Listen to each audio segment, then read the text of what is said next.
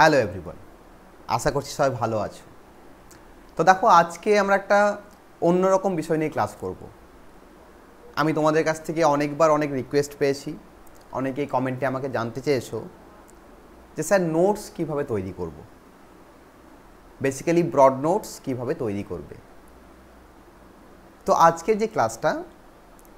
আজকের ক্লাসে আমি তোমাদের বুঝিয়ে দেবো যে কী করে একটা ব্রড নোটকে তৈরি করবে, নিজের ভাষায় কী করে লিখবে। দেখো, কোনো নোটস তৈরি করার কোনো মন্ত্র নেই, এটা হচ্ছে প্রথম কথা। আমিও তোমাদের কোনো মন্ত্র শিখিয়ে দিতে পারবো না যে মন্ত্রটার মাধ্যমে তোমরা ইজিলি নোটস তৈরি করতে পারবে। আমি তোমাদের একটা কনসেপ্ট ক্লিয়ার করে দেবো। এই কনসেপ্টটাকে যদি ফলো করো, আমি আশা করছি তোমরা যে কোনো কোয়েশ্চেনের আনসার দিতে পারবে। তো সেই কনসেপ্টটা আমি তোমাদের আজকে ক্লিয়ার করে দেবো, ঠিক আছে? কিন্তু আমি বারবার বলছি যে কোনো মন্ত্র নেই। এটা ভেবো না যে স্যার বললেন যে স্যার শিখিয়ে দেবেন কীভাবে নোট তৈরি করা, কিন্তু আমরা করতে পারছি না।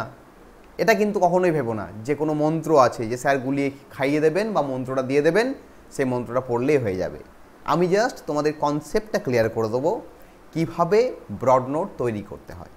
তোমরা নিজেরা চেষ্টা করবে। দেখো, একবারে তো হবে না, বারবার চেষ্টা করতে হবে। বারবার যদি চেষ্টা করো তাহলে কিন্তু তুমি সাকসেস পাবে। সবসময় একটা কথা মাথায় রাখবে, winners do not wait for the prize. তাহলে তোমাকে উইনার হতে হবে। তোমার প্রাইজ ফল কী আসছে সেটা পরের ব্যাপার, আগে তোমাকে বারবার প্রিপেয়ার হতে হবে, তোমাকে বারবার প্র্যাকটিস করতে হবে, ঠিক আছে? কারণ আমরা জানি প্র্যাকটিস মেক্স পারফেক্ট। আমরা প্র্যাকটিস করলে সব কিছুতে পারফেকশন পাই, ঠিক আছে? তো চলো, আজকে তোমাদের আমি শেখাবো কীভাবে আমাদের যারা ইংলিশ লিটারেচার নিয়ে পড়ছি, অনার্স করছি, মাস্টার্স করছি, কিভাবে আমরা নোটস তৈরি করব, মানে ব্রড নোট তৈরি করব। আমি অবজেক্টিভস বা শর্ট নোটসের কথা বলছি না, আমি ব্রড নোটসের কথা বলছি, ঠিক আছে? 10 মার্কস বা 15 মার্কস বা 20 মার্কস যে বড় কোয়েশ্চেনগুলো থাকে বা ব্রড নোটসগুলো থাকে, সেগুলোকে কিভাবে আমরা তৈরি করব নিজের ভাষাতে বা নিজে থেকে লিখব। তো কয়েকটা পয়েন্টকে ফলো করলেই সেগুলো মোটামুটি করা যাবে। তো চলো শুরু করি, আর বেশি বকছি না, আমরা ডাইরেক্ট এরপর ক্লাসে চলে যাচ্ছি। তাহলে দেখো, আমি তোমাদের কিছু স্টেপস দেখাবো এবং তোমাদের ডিটেলে বোঝাবো। প্রথমে যেটা তোমাদের বুঝতে হবে যে types of questions, broad questions কত রকমের হয়। দেখো, বেসিক্যালি ব্রড কোয়েশ্চেন্সকে আমরা 3টে ক্যাটাগরিতে ভাগ করতে পারি। একটা হচ্ছে আমাদের ফ্ল্যাট কোয়েশ্চেন্স বা থিমাটিক কোয়েশ্চেন্স। ফ্ল্যাট বা থিমাটিক কোনগুলো? মনে করো কোনো একটা টেক্সটের টাইটেলের সিগনিফিকেন্সটা জানতে চেয়েছে, সেটা একটা ফ্ল্যাট কোয়েশ্চেন। কোনো একটা টেক্সটে মনে করো সেটা রোমান্টিক টেক্সট, সেখানে যে রোমান্টিক এলিমেন্টটা রয়েছে বা লাভ এলিমেন্টটা রয়েছে সেটা জানতে চেয়েছে, সেটা হচ্ছে ফ্ল্যাট বা থিমাটিক কোয়েশ্চেন। বা মনে করো কোনো একটা টেক্সটে একটু ট্র্যাজেডি আছে, একটু দুঃখ আছে, তো সেই দুঃখের যে আসপেক্টটা বা দুঃখের ওপর বেস করে কোয়েশ্চেন হয়েছে, সেটা একটা ফ্ল্যাট বা থিমাটিক কোয়েশ্চেন। ফ্ল্যাট বা থিমাটিক কোয়েশ্চেন হচ্ছে যেগুলো টেক্সটের আমরা উপরিভাগ পড়লেই মোটামুটি আইডিয়া করতে পারি যে এই টেক্সটটার মধ্যে এই বিষয়গুলো রয়েছে। দেখবে বিভিন্ন টেক্সটের টাইটেল, আমি একটা এক্সাম্পল দিচ্ছি, ওয়েটিং ফর গোডো, স্যামুয়েল বেকেটের লেখা একটা নাটক। মনে করো তোমাদের পরীক্ষায় এক্সামে তোমাদের কোয়েশ্চেন আসছে যে bring out the significance of the title of the play waiting for Godot. তাহলে এটা হচ্ছে ফ্ল্যাট কোয়েশ্চেন বা থিমাটিক কোয়েশ্চেন। তোমাকে এখানে একটা থিমাটিক আনসার লিখতে হবে বা ফ্ল্যাট আনসার লিখতে হবে। বা মনে করো ওয়েটিং ফর গোডো থেকে এসেছে যে ওয়েটিং ফর গোডোতে কীভাবে অ্যাবসার্ড থিমটাকে প্রেজেন্ট করা হয়েছে, ওই অ্যাবসার্ডিটির যে থিম সেটাকে প্রেজেন্ট করা হয়েছে, সেটা নিয়ে লেখো। তো সেটাও একটা ফ্ল্যাট বা থিমাটিক কোয়েশ্চেনের মধ্যে পড়ছে। সেকেন্ড হচ্ছে টেকনিক্যাল কোয়েশ্চেন। টেকনিক্যাল কোয়েশ্চেন কোনগুলো? এই টেকনিক্যাল পার্টটা কিন্তু একটু জটিল হয়। মনে করো কোয়েশ্চেন দিল যে ওয়েটিং ফর গোডোতে কি কি ইমেজেস অ্যান্ড সিম্বলস ইউজ করা হয়েছে, ওয়েটিং ফর গোডোতে কি কি ইমেজেস অ্যান্ড সিম্বলস ইউজ করা হয়েছে, একটা টেকনিক্যাল ব্যাপার চলে এলো, ইমেজ সিম্বল। বা কি করে ওয়েটিং ফর গোডোর এই স্ট্রাকচারটা, এই নাটকের যে স্ট্রাকচার, এই স্ট্রাকচারটা কি করে এর মেইন থিমটাকে তুলে ধরছে, এটাও একটা কি হয়ে গেল, টেকনিক্যাল কোয়েশ্চেন। তাহলে টেকনিক্যাল কোয়েশ্চেনে বেসিক্যালি টেকনিক্যাল আসপেক্টগুলো থাকে। টেকনিক্যাল আসপেক্টগুলোর মধ্যে কোনটা কোনটাকে আমরা বলবো, আমরা ইমেজ সিম্বলকে বলতে পারি, আমরা ন্যারেটিভ টেকনিককে বলতে পারি, কোনো একটা টেক্সটের ন্যারেটিভ টেকনিক তোমাদের ব্রড কোশ্চেনে দিতেই পারে। আমরা প্লট কনস্ট্রাকশনকে বলতে পারি, যে এই টেক্সটের প্লটটা কিভাবে কনস্ট্রাক্ট হয়েছে। আমরা সেই টেক্সটে ব্যবহৃত কোনো হিস্ট্রিক্যাল রেফারেন্সকেও বলতে পারি, কোনো একটা হিস্ট্রিক্যাল রেফারেন্সের উপর বেস করে কোনো একটা টেক্সট লেখা হয়েছে, তাহলে সেই হিস্ট্রিক্যাল রেফারেন্সটা তুলে যদি কোয়েশ্চেন দেয় সেটাও একটা টেকনিক্যাল কোয়েশ্চেন। বা সেই টেক্সটার ওপর মনে করো টেক্সটার এন্ডিংটা থেকে কোয়েশ্চেন দিল, বা ওপেনিং থেকে কোয়েশ্চেন দিল, যে এন্ডিংটা কিভাবে পুরো টেক্সটটাকে সিম্বলাইজ করছে, তাহলে সেটাও একটা টেকনিক্যাল কোয়েশ্চেন। ফ্ল্যাট কোয়েশ্চেন যেগুলো ওপরে চলবে, যেগুলো একটা বেসিক থিমাটিক হবে, আমরা একটা থিমাটিক আনসার প্রিপেয়ার করলেই ফ্ল্যাট কোয়েশ্চেন লিখতে পারবো।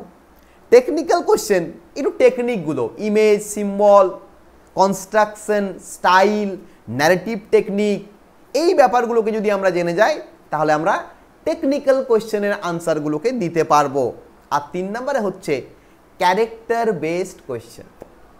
ক্যারেক্টার বেসড কোনগুলো, কোনো একটা টেক্সটে মনে করো 4-5টা ক্যারেক্টার আছে, তাদের মধ্যে যেগুলো ইম্পর্ট্যান্ট ক্যারেক্টার সেগুলো থেকে কোয়েশ্চেন দিল।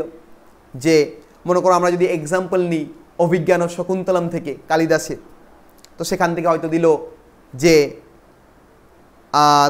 দুষ্যন্তের ক্যারেক্টারটা লেখো, বা শকুন্তলার ক্যারেক্টারটাকে তুলে ধরো, বা শকুন্তলা এবং দুষ্যন্তের মধ্যে যে ক্যারেক্টার রিপ্রেজেন্টেশন হয়েছে তোমাদের কাছে সেটাকে তোমরা প্রেজেন্ট করো, এইভাবে দিতে পারে। ঠিক আছে, ক্যারেক্টার বেসড কোয়েশ্চেন মানে হচ্ছে টেক্সটের মধ্যে যে ইম্পর্ট্যান্ট ক্যারেক্টারগুলো রয়েছে সেই ক্যারেক্টারগুলোর ওপর কোয়েশ্চেন। ঠিক আছে, এখানে সবচেয়ে সহজ যদি কোনো কোয়েশ্চেন হয়ে থাকে সেটা হচ্ছে ক্যারেক্টার বেসড কোয়েশ্চেনগুলো। কারণ ক্যারেক্টার বেসড কোয়েশ্চেনগুলো মানে কি, তোমাকে ক্যারেক্টারটা সম্পর্কে আইডিয়া রাখলেই হবে। তুমি অভিজ্ঞান ও শকুন্তলম পড়ছো, তোমাকে তো শকুন্তলা সম্পর্কে আইডিয়া রাখতেই হবে। তুমি ওয়েটিং ফর গোডো পড়ছো, তোমাকে ভ্লাদিমির ইস্ট্রাগন সম্পর্কে আইডিয়া রাখতেই হবে। ডক্টর ফস্টাস পড়ছো, ডক্টর ফস্টাস সম্পর্কে তোমাকে আইডিয়া রাখতে হবে। তুমি ম্যাকবেথ পড়ছো, ম্যাকবেথ সম্পর্কে তোমাকে আইডিয়া রাখতে হবে। তাহলে এটা হচ্ছে ক্যারেক্টার বেসড কোয়েশ্চেন, যেখানে শুধুমাত্র ক্যারেক্টার সম্বন্ধীয় কোয়েশ্চেন করা হবে। তাহলে আমরা 3 ধরনের কোয়েশ্চেনকে বুঝলাম।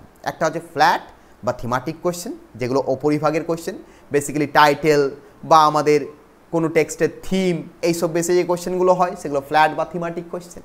টেকনিক্যাল কোয়েশ্চেন কোনগুলো, যেখানে কোনো টেক্সটের স্টাইল, সেই টেক্সটের ন্যারেটিভ টেকনিক, সেই টেক্সটের মধ্যে ইমেজেস, সিম্বলস বা টেক্সটের হিস্টোরিক্যাল সিগনিফিক্যান্সের ওপর কোয়েশ্চেন, এগুলো হচ্ছে টেকনিক্যাল কোয়েশ্চেন। আর ক্যারেক্টার বেসড কোনগুলো, যেখানে টেক্সটের মধ্যে যে ক্যারেক্টারগুলো রয়েছে সেই ক্যারেক্টারগুলোর ওপর যখন কোয়েশ্চেন করে তখন সেটাকে বলা হয় ক্যারেক্টার বেসড কোয়েশ্চেন্স। তাহলে আমরা 3 ধরনের ব্রড কোয়েশ্চেন্সকে জেনে গেলাম। এরপর আমরা জানবো কিভাবে সেগুলোকে আনসার করতে হবে, কারণ আনসার করাটাই সবচেয়ে বেশি ইম্পর্টেন্ট। তো দেখো, হাউ টু আনসার। আনসার করতে গেলে প্রথমে যে 5টা পয়েন্ট, এই 5টা পয়েন্টকে কিন্তু মনে রাখতে হবে। ফার্স্ট পয়েন্ট কি, রিড দ্য টেক্সট কেয়ারফুলি। দেখো, টেক্সটটা তো পড়তেই হবে বাবা। যদি বলো টেক্সট পড়বো না, তাহলে ওই নোট মুখস্থ করে আনসার দিতে হবে। টেক্সট পড়তেই হবে, টেক্সট ইজ এ মাস্ট, কারণ টেক্সটগুলো পড়ার জন্যই দিয়েছে। আবার অনেকে মনে করো যে এত বড় টেক্সট কি করে পড়বো। দেখো, যদি নিয়মিত বেসিসে পড়ো, যদি ডেলি তোমরা একটা পড়ার অভ্যেস রাখো, তাহলে কিন্তু টেক্সটগুলো অনেক বড় মনে হবে না, টেক্সটগুলো খুব কম সময়েই শেষ হয়ে যাবে। তাহলে ফার্স্ট পয়েন্ট হচ্ছে রিড দ্য টেক্সট কেয়ারফুলি, টেক্সটটাকে কিন্তু ভালো করে পড়তে হবে।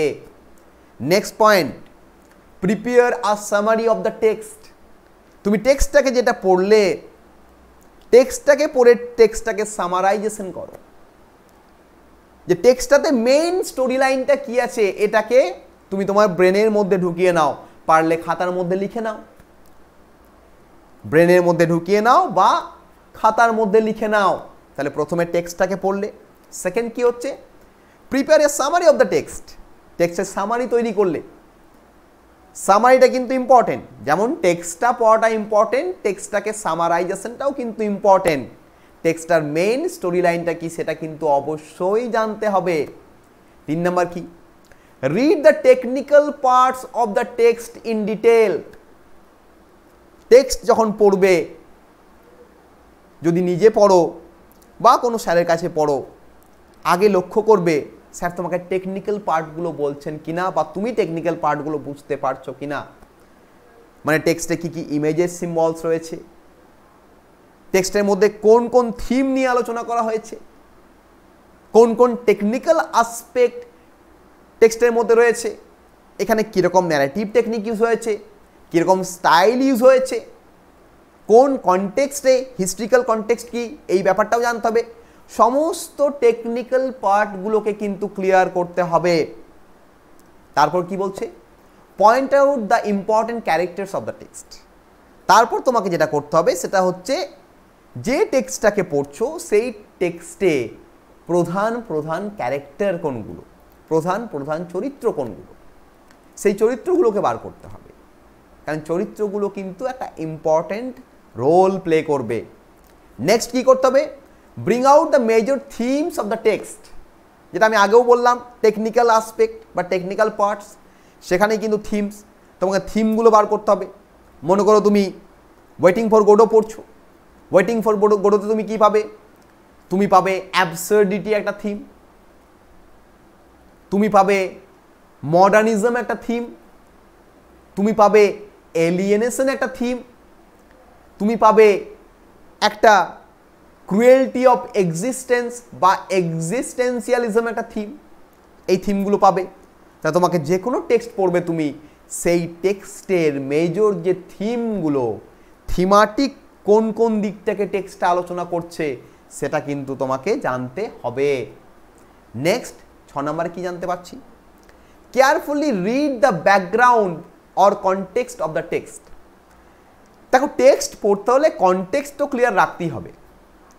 অভিজ্ঞান ও শকুন্তলম পড়ছো, কালিদাসকে জানলে না, সেই সময়কার সমাজটাকে জানলে না, অভিজ্ঞান ও শকুন্তলম পড়ে কোনো লাভ হবে না।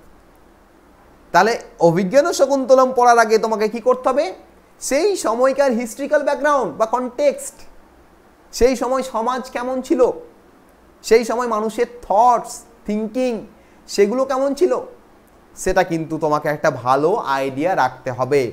কারণ সেটা যদি আইডিয়া রাখতে পারো তাহলে কিন্তু তোমার নোট প্রিপেয়ার করতে সুবিধা হবে। নেক্সট কি বলছে, prepare an overall idea of the text. ওই যে বললাম সামারাইজেশন, মানে সামারাইজেশন তো করলে তার সাথে তুমি কি করলে, ওভারঅল আইডিয়া। ওভারঅল আইডিয়া মানে তুমি সামারাইজেশন করলে, তুমি ক্যারেক্টার জানলে, তুমি থিম জানলে, কনটেক্সট জানলে, ইমেজ সিম্বল জানলে, সব কিছুর একটা আইডিয়া তোমাকে প্রিপেয়ার করে নিতে হবে যে এই টেক্সটটাতে এই এই বিষয়গুলো আছে, সেটা তোমাকে টোটালি প্রিপেয়ার করে নিতে হবে। লিখে লিখে পড়ো, খাতার মধ্যে পয়েন্ট ওয়াইজ করে পড়ো, প্রত্যেক দিন একবার করে দেখো, দেখো ইজিলি হয়ে যাবে। খাতার মধ্যে পয়েন্ট করে করে পড়ো, খাতার মধ্যে লিখে লিখে পড়ো। তোমরা আমার ইউটিউবে ক্লাসগুলো দেখবে, যে কোনো ক্লাস দেখো, আমি দেখবে কত সুন্দর পয়েন্ট ওয়াইজ তোমাদের ক্লাসগুলোকে বুঝিয়ে দিই। কেন পয়েন্ট ওয়াইজ বুঝিয়ে দিই, যাদের তোমাদের এই যে টেক্সটটা সম্পর্কে যে একটা জেনারেল আইডিয়া, সেই আইডিয়াটা যেন ক্লিয়ার হয়ে যায়। এবং আমি তোমাদেরকে বলিও যে তোমরা যেগুলো স্ক্রিনে দেখতে পাচ্ছ সেগুলো খাতার মধ্যে পয়েন্ট ডাউন করে নাও। খাতার মধ্যে পয়েন্ট আউট করলে তোমারই সুবিধা হবে বাবা, আর কিছুই না। নেক্সট কি বলছে দেখো, carry a good sense about the writer and his or her writing style. তার টেক্সটটা তো জেনে গেলে, এরপর তোমাকে রাইটার সম্পর্কে একটুখানি জানতে হবে। দেখো টেক্সট পড়লে যেমন কনটেক্সট বা ব্যাকগ্রাউন্ড জানতে হবে, ঠিক সেরকম রাইটারকেও জানতে হবে। রাইটার না জানলে বুঝবে কি করে যে কে লিখেছেন, তিনি কেন লিখেছেন, সেটা কেন বুঝবে? তা সেটা বুঝতে হলে তোমার কি করতে হবে, রাইটার সম্পর্কে কিন্তু একটা আইডিয়া রাখতে হবে।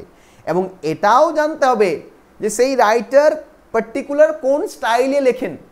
দেখো প্রত্যেকটা রাইটারেরই একটা আলাদা আলাদা স্টাইল আছে, কারণ আমরা প্রত্যেকেই ইন্ডিভিজুয়াল এবং ইন্ডিভিজুয়ালি আমাদের প্রত্যেকের আলাদা আলাদা স্টাইল থাকবে।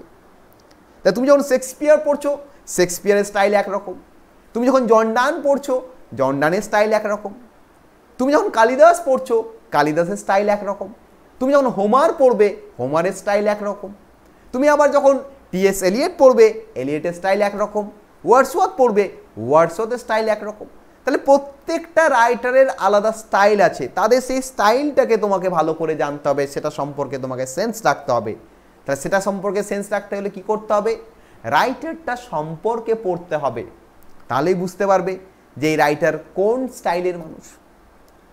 নেক্সট হচ্ছে note down all the major components of the text. এটা মানে কি? মেজর কম্পোনেন্টস বলতে কি বোঝাচ্ছে? দেখো, এই মেজর কম্পোনেন্টস বলতে আমরা বলতে পারি যে টেক্সটের মধ্যে থাকা সমস্ত যে পয়েন্টগুলো, মানে ওই যে আমরা বললাম যে ক্যারেক্টার, ঠিক আছে, ওই যে আমরা বললাম যে মানে থিমাটিক অ্যাসপেক্ট, ওই যে আমরা বললাম সিম্বলস, ওই যে ইমেজেস, ওই যে কনটেক্সট, এই যে টোটাল অ্যাসপেক্টগুলো প্লাস রাইটার প্লাস ব্যাকগ্রাউন্ড, এই সব কিছুগুলোকে আমরা একত্রে বলবো মেজর কম্পোনেন্টস। তার মানে যেগুলো পয়েন্ট, যেগুলো প্রয়োজন, অপ্রয়োজনীয় জিনিস পড়ে লাভ নেই, অপ্রয়োজনীয় জিনিস মাথায় ঢুকিয়ে লাভ নেই। টেক্সটের যেগুলো প্রয়োজন, টেক্সটের কী কী প্রয়োজন আমি বলে দিচ্ছি। প্রথম কথা, রাইটার সম্পর্কে জানতে হবে একটুখানি, রাইটার সম্পর্কে তোমাদের নলেজ রাখতে হবে। দ্বিতীয়ত, ব্যাকগ্রাউন্ড, টেক্সটটা কোন সময়কার টেক্সট, সেই সময়কার সিচুয়েশন কেমন, এটা হয়ে গেল। 3 নম্বর হচ্ছে টেক্সটের ক্যারেক্টার, টেক্সটে কোন কোন ক্যারেক্টার রয়েছে, কোনগুলো মেজর ক্যারেক্টার, কোনগুলো মাইনর ক্যারেক্টার, হয়ে গেল। 4 নম্বর হচ্ছে টেক্সটে কি কি ইমেজ, সিম্বলস, কি কি টেকনিক ইউজ করা হয়েছে, এটা হয়ে গেল কি আমাদের 4 নম্বর। 5 নম্বরে কি টেক্সটের ওভারঅল স্টোরিটা কি, 6 নম্বর হচ্ছে টেক্সটের জনরা, মানে টেক্সটটা কোন টাইপের টেক্সট, এটা ট্র্যাজেডি না, এটা একটা কমেডি না, এটা একটা রোমান্টিক না, এটা একটা মডার্ন, এই ব্যাপারগুলো কোন টাইপের। যেমন দেখো অভিজ্ঞান ও শকুন্তলম, এটা একটা কি বলবো আমরা, এর মধ্যে রোমান্স তো রয়েছে ভরপুর, তার সাথে কি রয়েছে, ট্র্যাজেডিও রয়েছে, তা ট্র্যাজেডির মধ্যে রোমান্স। আবার তোমরা যদি উইলিয়াম ওয়ার্ডসওয়ার্থকে পড়ো, তখন তোমরা কি পাবে, সেখানে রোমান্টিক কোয়ালিটি পাবে, লাভ ফর নেচার, প্রকৃতির প্রেম, এটা পাবে। তাহলে এই যে কম্পোনেন্টগুলো বললাম, যেগুলো মেজর কম্পোনেন্টস কি কি, রাইটারকে জানতে হবে, background, character, themes, images, symbols, টেক্সটটা কোন টাইপের টেক্সট, কমেডি না ট্র্যাজেডি না লাভ না আরও কিছু সেটা, আর হচ্ছে টেক্সটটা একটা ওভারঅল সামারি বা ওভারঅল আইডিয়া, যে স্টোরি লাইনটা কি আছে, সেটা কবিতা হতে পারে, সেটা নাটক হতে পারে, সেটা উপন্যাস হতে পারে, সেটা এসে হতে পারে, যা কিছু হতে পারে, কিন্তু তোমাকে এই জিনিসগুলো কিন্তু মাথায় রাখতে হবে। এরপর কি করব, এরপর আমরা আরও কিছু স্টেপস আছে, সেই স্টেপসগুলো দেখব, সেই স্টেপসগুলো তোমাদের আরও হেল্প করবে। নেক্সট দেখো, তাহলে how to prepare an answer. দেখো, এতক্ষণ আমরা টেক্সটটাকে পড়তে হবে, টেক্সটটাকে জানতে হবে, এইসব বললাম। এরপর যে ব্যাপারটা হচ্ছে সেটা হচ্ছে how to prepare an answer. তাহলে আনসারটা লিখবে কি করে, এটা একটা বড় জায়গা, লেখাটা কিন্তু দরকার আমাদের, ঠিক আছে। আমরা তো আইডিয়াটা ক্লিয়ার করে নিলাম টেক্সট সম্পর্কে, এরপর কি করে লিখব। তো দেখো, লিখতে গেলে প্রথমেই তোমাকে যেটা জানতে হবে সেটা হচ্ছে read the question carefully and understand what is asked. কোয়েশ্চেনটাকে ভালো করে পড়তে হবে, কোয়েশ্চেনটাকে ভালো করে পড়ে দেখো যে কোয়েশ্চেনটা কি জানতে চাইছে তোমার কাছে, কোয়েশ্চেনটাকে পড়ে বোঝো যেটা কেমন টাইপের কোয়েশ্চেন, টেকনিক্যাল কোয়েশ্চেন না ক্যারেক্টার বেসড কোয়েশ্চেন না এটা থিমাটিক কোয়েশ্চেন। তাহলে প্রথমে তোমাকে কোয়েশ্চেনটা পড়ে কি আনসার চাইছে সেটা বুঝতে হবে। আমি দেখেছি অনেকে কি করে, কোয়েশ্চেন পড়লো না ভালো করে, যেটা মুখস্থ করে গেছে লিখে দিল, কোয়েশ্চেন এক চেয়েছে তার আনসার আরেক, তার তো নাম্বার কম আসবেই। কোয়েশ্চেন যেটা চাইছে তোমার কাছে আনসার, সেটাই তোমাকে আনসার দিতে হবে। তাহলে কোয়েশ্চেনটাকে কিন্তু ভালো করে পড়ে নিতে হবে। নেক্সট কি, always use easy and lucid language. দেখো ল্যাঙ্গুয়েজ সবসময় লুসিড হবে, ইজি টু আন্ডারস্ট্যান্ড। অনেকে মনে করে যে বিরাট জটিল জটিল কিছু ভাষায় লিখলে বিরাট নাম্বার পাওয়া যায়, এটা একদম ভুল কনসেপ্ট। এই কনসেপ্টটা টোটালি ভুল। একজন স্যার যখন খাতা দেখেন, আমি অ্যাজ এ টিচার বলছি তোমাদের, একজন স্যার যখন খাতা দেখেন তখন তিনি কিন্তু তোমার খাতার মধ্যে খোঁজেন যে তুমি কতটা লুসিড ল্যাঙ্গুয়েজে লিখেছো। তুমি মনে করো কোনো একজন স্যারের বা কোনো একটা বই থেকে বিরাট জটিল জটিল কিছু মুখস্থ করে লিখে দিয়ে এলে, স্যার কিন্তু দেখলেই বুঝে যাবে। স্যার কিন্তু দেখলেই বুঝে যাবেন যে তুমি এটা কোনো স্যারের বা কোনো বই থেকে কপি মেরে দিয়েছো। তো সেই কারণে সবসময় যে ল্যাঙ্গুয়েজটা ইউজ করবে বাবা, সেটা easy and lucid language use করবে। আমি তোমাদের এক্সাম্পল দিচ্ছি, রবি ঠাকুরের এক্সাম্পল দিচ্ছি, রবীন্দ্রনাথ টেগোর। তার তোমরা গীতাঞ্জলি পড়বে, সংস অফারিং, যেটা ইংরেজিতে আছে। কত সোজা ল্যাঙ্গুয়েজ। একটা কবিতার কথা বলছি আমি, where the mind is without fear, where the head is held high.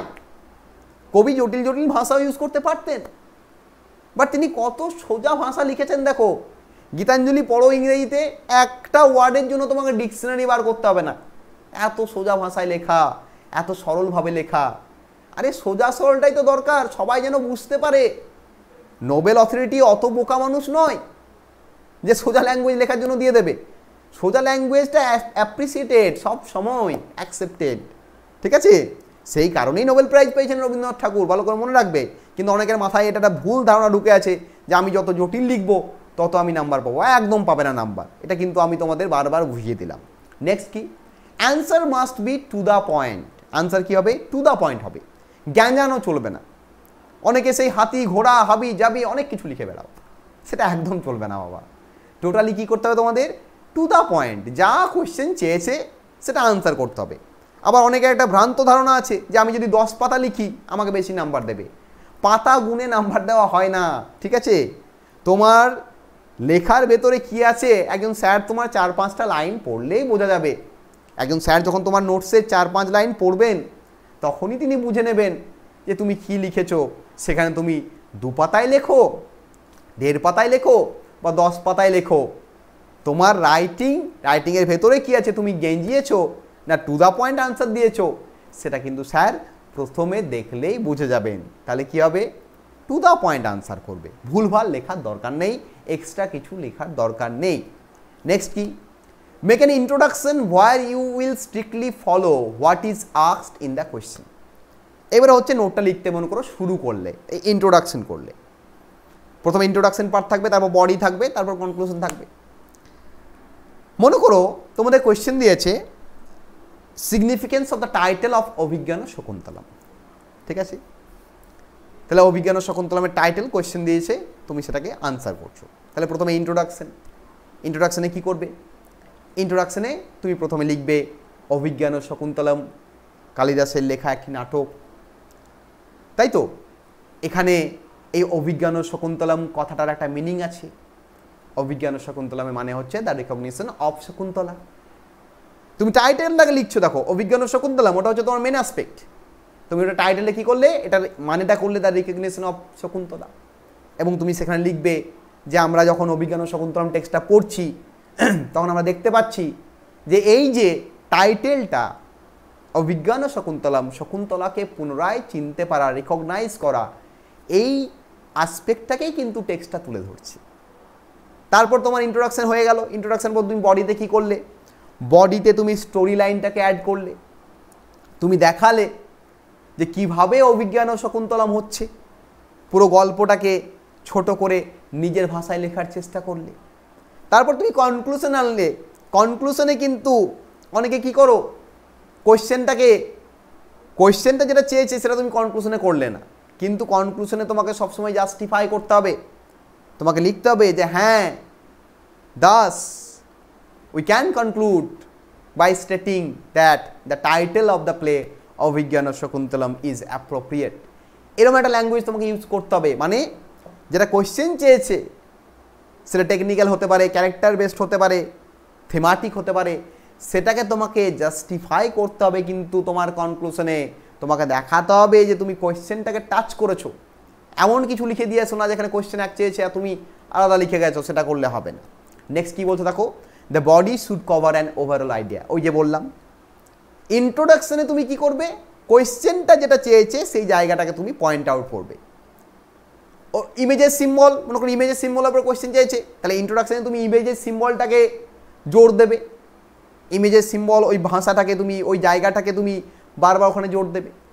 তারপর বডিতে কি করবে, তুমি ইমেজ অ্যান্ড সিম্বলগুলো কীভাবে প্রেজেন্ট করা হয়েছে, কোন কোন ইমেজ সিম্বল প্রেজেন্ট করা হয়েছে, ওই ওভারঅল আইডিয়াটা তুমি দেবে।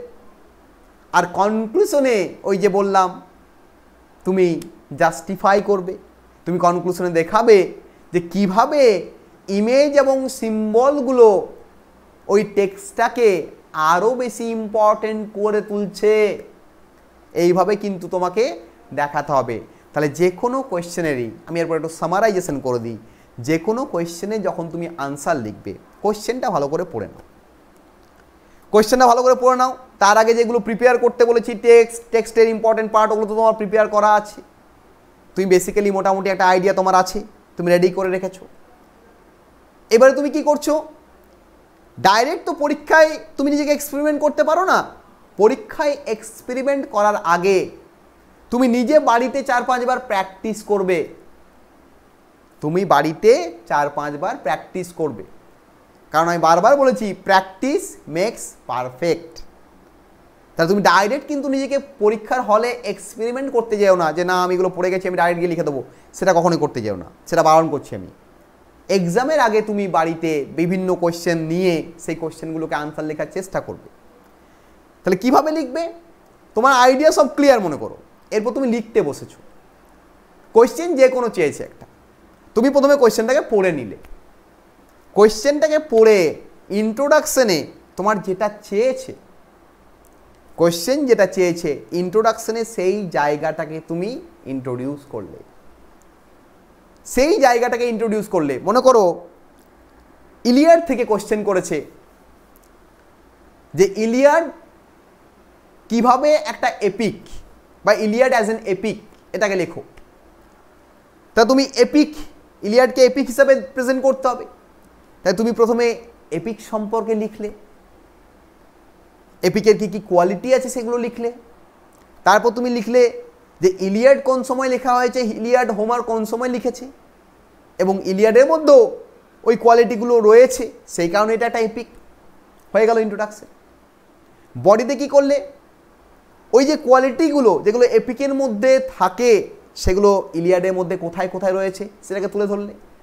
কনক্লুশনে কি করলে, ওভারঅল যেটা তুমি আনসার লিখলে সেটাকে ওভারঅল তুমি একটা জাস্টিফাই করলে। তুমি লিখলে যে তাহলে আমরা এই যে উপরোক্ত যে আইডিয়াগুলো যেগুলো আমি আলোচনা করলাম সেখান থেকে আমরা কনক্লুড করে বলতে পারি যে ইলিয়াড একটা এপিক, কারণ ইলিয়াডে এপিকের সমস্ত গুণ রয়েছে।